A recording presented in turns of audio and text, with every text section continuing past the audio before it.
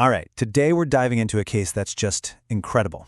It's about a devoted father whose very last act on this earth was to help police catch his own killer. So how does that even happen? How does a man murdered in his own garage leave behind the one single clue that ends up unmasking his killer? That's what we're going to get into. This is the puzzling and ultimately tragic story of Don Fluey. Okay, so let's set the scene. It's December 28th, 2016. Picture this. 54-year-old Don Fluid is driving home to Albuquerque, New Mexico. It's been a long day, and his 11-year-old daughter Sienna is asleep right there in the passenger seat next to him. And, this wasn't just some fun road trip. It was actually a pretty somber one. They were coming back from visiting family because Don's sister had just passed away. And this is really important context because Don, he was a guy who'd really turned his life around. He'd had a tough past, but he fought tooth and nail for shared custody of Sienna. That time with her was everything to him. So as they get home around 7 p.m., everything seems normal. But it's not. He notices his dog, Buddy, is acting super scared, which is weird. A little later, he drops Sienna off at his ex-wife's place, and when he gets back home alone, he sees his trash can has been tipped over. Just a small, strange detail. So he gets out of his truck, fixes the trash can, of course he does, and heads inside. He hits the garage door button, and then he hears this weird sound. The door starts to close, stops, and then starts closing again. You'd probably just think, faulty sensor, I'll deal with it later. But what he didn't know, what he couldn't possibly know, is that he had just been trapped. While he was busy with that trash can, someone had slipped into his garage, and now they were in there with him. So the next morning comes, and Don doesn't show up for work. Okay, that's unusual. But the real alarm bells go off when his ex-wife realizes he never made his goodnight call to Sienna. This was a ritual for them. He never missed that call. So now, his coworkers are seriously worried, and they decide to drive over to his townhouse to see what's going on. What they find is chilling. The front door is unlocked. They go inside, and the house is perfectly neat. His wallet is sitting on the counter, phone's on the couch, nothing is stolen.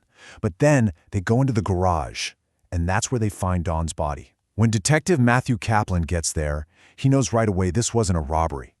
The scene just screams personal. The violence was extreme, and it was all contained right there in the garage. This was about rage, not money. And it was clear the killer tried to clean up. They found an empty bottle of bleach, a washing machine full of wet towels, a pretty desperate attempt to erase what they'd done. But you can't erase everything. That's where this chemical, luminol, comes in. It's incredible stuff. It makes invisible traces of blood glow in the dark.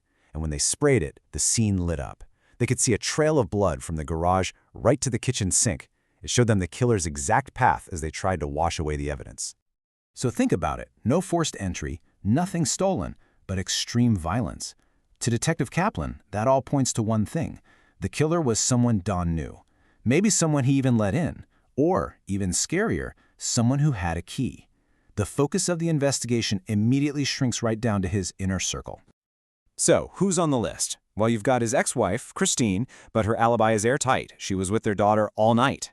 Then there's her new husband, Terry White, who says he was at his sister's house and then work. His story seems to check out. You've also got Don's own brother, Dennis, who he was feuding with over a car. And then there's the landlord, Benny Ruiz, who'd been arguing with Don about repairs. So you have all these people with potential friction, but nobody is jumping out as the obvious killer. The investigation starts to stall out. Weeks are turning into months, and they've got nothing solid. It feels like it's going cold. And then the phone rings. It's one of Don's neighbors. She tells them, hey, I was going through my security camera footage from that night, and you guys need to see this. And wow, was she right. This footage was the breakthrough they were desperate for. It laid out the killer's entire plan, step by step. First, at 7:41 p.m., you see this hooded figure walk up and tip over Don's trash can. That's the lure. Then, just like they predicted, Don gets home, sees the can, and gets out to fix it. While he's distracted, the killer slips right into the open garage. The trap is set. The killer knew Don's personality. They knew he couldn't just drive by a mess. They used his own meticulous nature against him. So this video is an absolute game changer, right? But here's the frustrating part. It's not a smoking gun. The person is wearing a hoodie. You can't see their face at all. So now police have the how, but they still don't have the who. And the case stalls out all over again as they wait and wait and wait for the forensics lab to work through the evidence. Now the investigators knew Don fought for his life. The scene in the garage made that brutally clear. But what they were about to find out was just incredible. In that final, desperate struggle, Don didn't just fight back.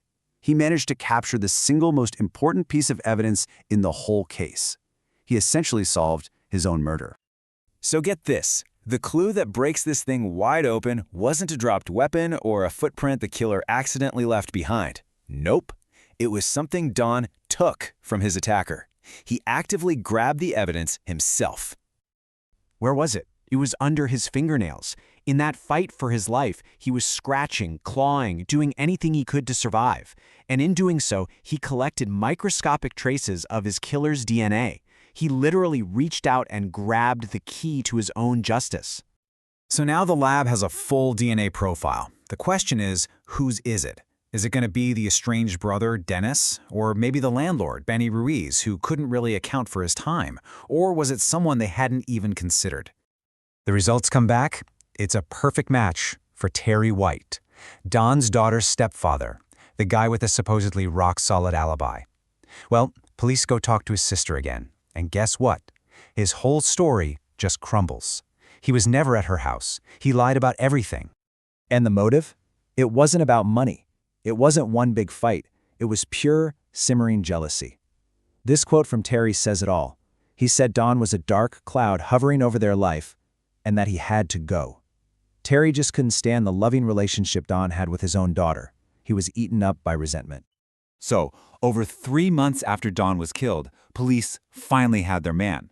With the undeniable DNA evidence from under Don's fingernails and Terry's alibi completely blown apart, they arrested him and charged him with first-degree murder. The long wait for answers was almost over. But Terry wasn't done trying to manipulate the situation. In a final, desperate move, he tried to blame his own wife, Christine. He claimed she was the mastermind behind the whole thing, that she put him up to it. And based on his accusation, she was actually arrested. But investigators looked into it and found absolutely zero evidence to back up his story. The charges were dropped. It was clear this was Terry, and Terry alone. Finally, in August 2018, a jury saw through all the lies. They found Terry White guilty on all counts: first-degree murder, aggravated burglary, and tampering with evidence. The sentence, life in prison plus another 12 years on top of that. He was never getting out. It's just incredible when you think about it. A man who fought so hard to turn his life around just to be a good father was murdered by someone who couldn't stand to see him happy. It really makes you wonder, right? How well do you really know the people in your life? But in the end, Don Fluitt's final act was one of a protector. By fighting back, he wasn't just trying to save himself, he made sure his daughter would be safe from his killer. He delivered his own justice from